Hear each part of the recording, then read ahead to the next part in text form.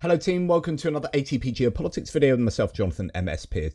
This is a Ukraine War breaking news update, except most of you will have heard this already. I'm a little bit late to the reporting this, but earlier on today there was a NATO interception of 3 Russian fighter jets in violation of Estonian airspace, and apparently for 12 whole minutes.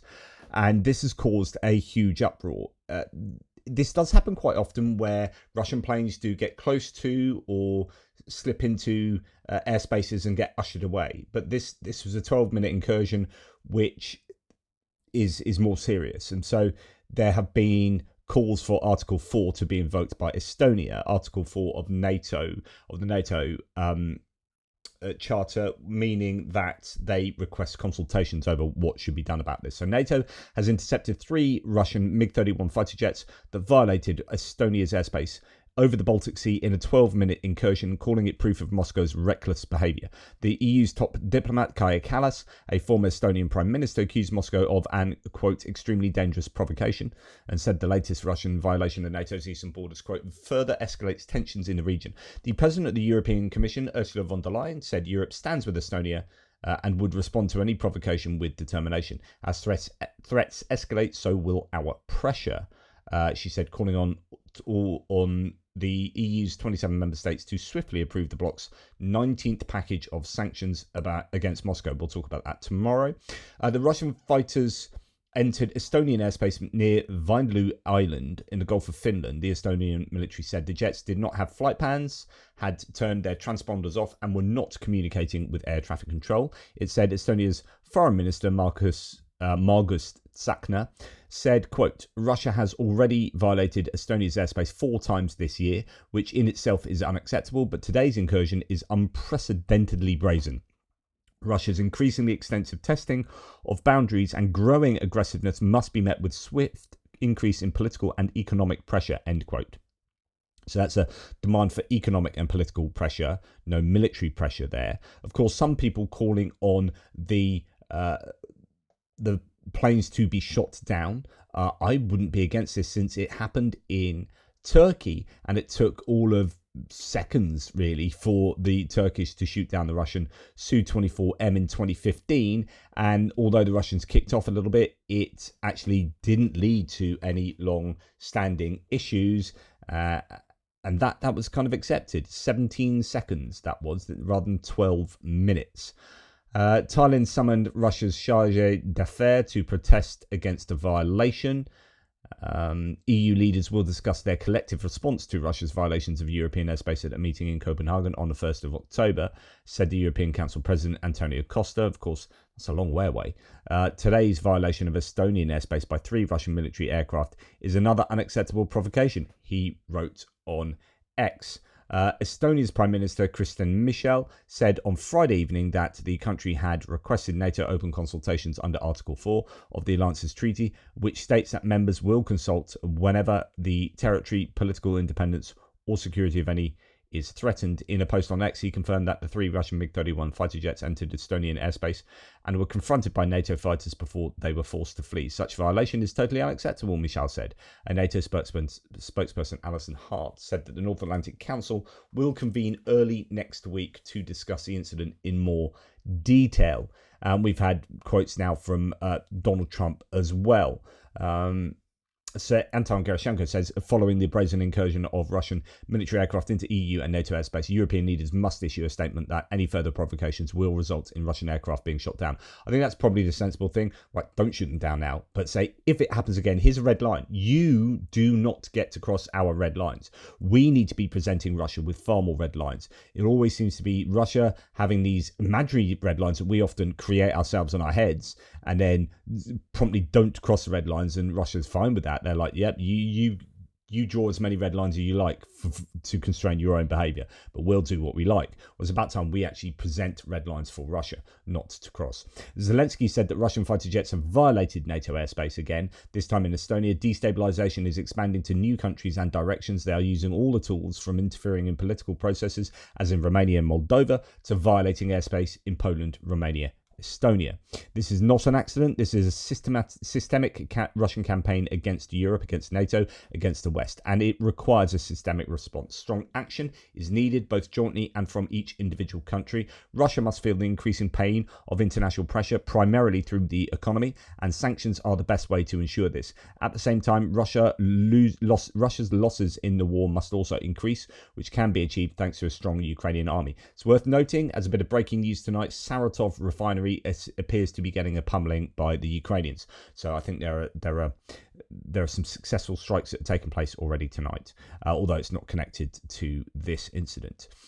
This is not accidental, so it's a systemic Russian campaign against Europe, NATO, and the West is a key position from Zelensky there. Now, Chris Owicki gives some more details of this. While today's incursion, he says, into Estonian airspace by 3 Russian MiG-31s is the most serious such incident in 30 years. It's not the first time this has happened.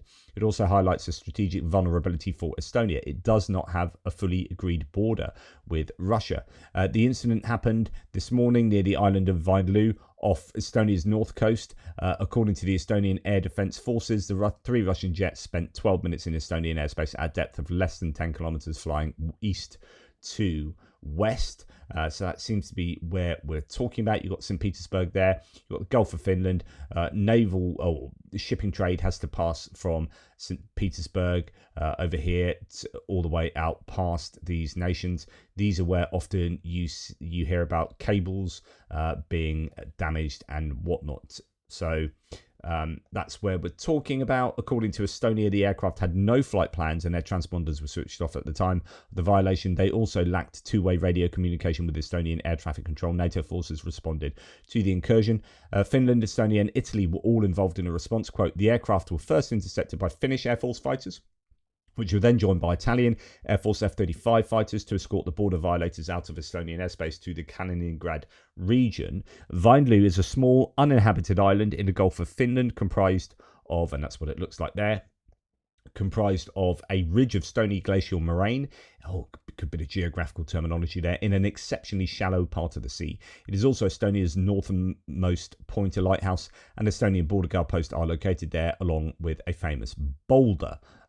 And that's what it looks like for your interest. As this aeronautical chart shows, Vainlu is just within the St. Petersburg Flight Information Region, FIR. However, the Estonia-Russia demarcation line takes a detour to the north around Vainlu.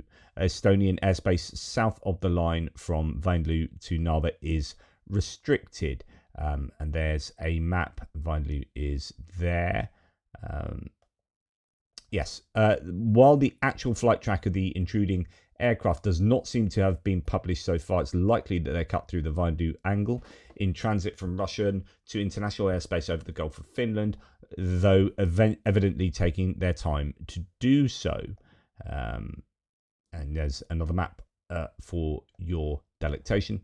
Estonian airspace over Vainlu has been violated repeatedly since 2014, although usually for less than a minute, possibly attributable to navigational errors. However, this is the third and by far the longest incursion just this year. The other two were on June the 22nd. The Russian Ministry of Emergency Situations Il-76 transport aircraft entered Estonian airspace near Vainlu for 4 minutes. It had filed a flight plan and its transponder was switched on, but it lacked two-way communication with Estonian air traffic control. And then on the 7th of September, a Russian Mi-8 helicopter entered Estonian airspace near Vainlu for 4 minutes as well. Like the MiG-31 incursion, it had no flight plan, its transponder was turned off, and it was not in two-way radio contact with the Estonian air traffic control. Additionally, on the 26th of July, a Russian Svetliak-class border guard vessel, Sochi 500, entered Estonian territorial waters east of Vainlu and remained up to half a kilometre inside the boundary for 35 minutes. Estonia's international border with Russia runs along the old Soviet administrative boundary between the Russian and Estonian Soviet Socialist republics.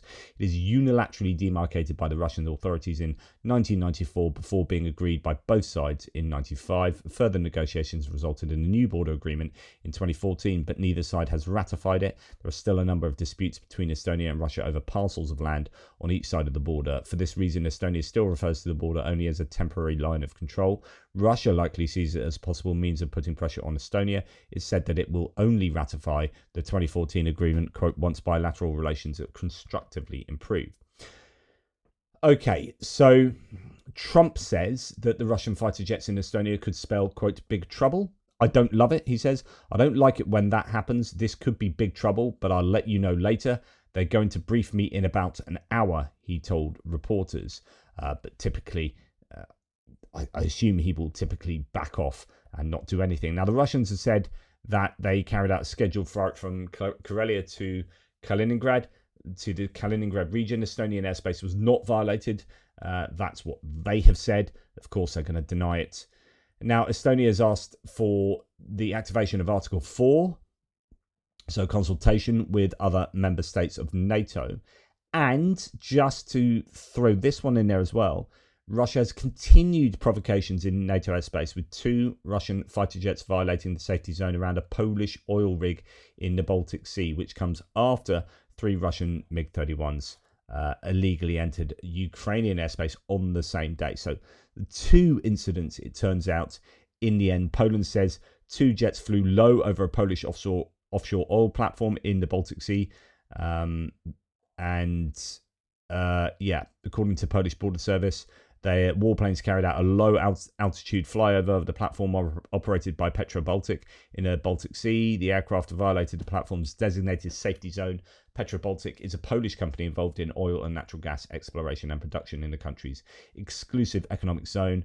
Border guards did not specify the exact model of the aircraft involved in the incident, and the incident occurred today.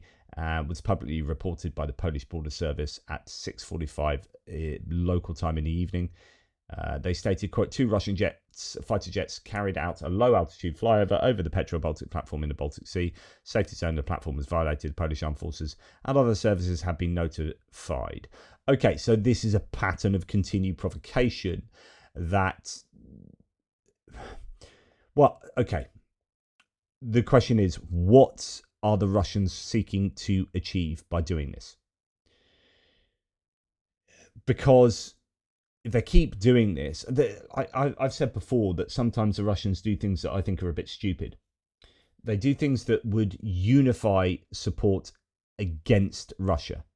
And this is one of those times when the end result is that they are going to be worse off. The Russians are going to be worse off here because the US won't like this, NATO won't like this, EU won't like this, and that just gives them more ammunition to support Ukraine even more, or to be harsher on Russia, to introduce even tougher sanctions, or to say next time we're going to shoot your planes down.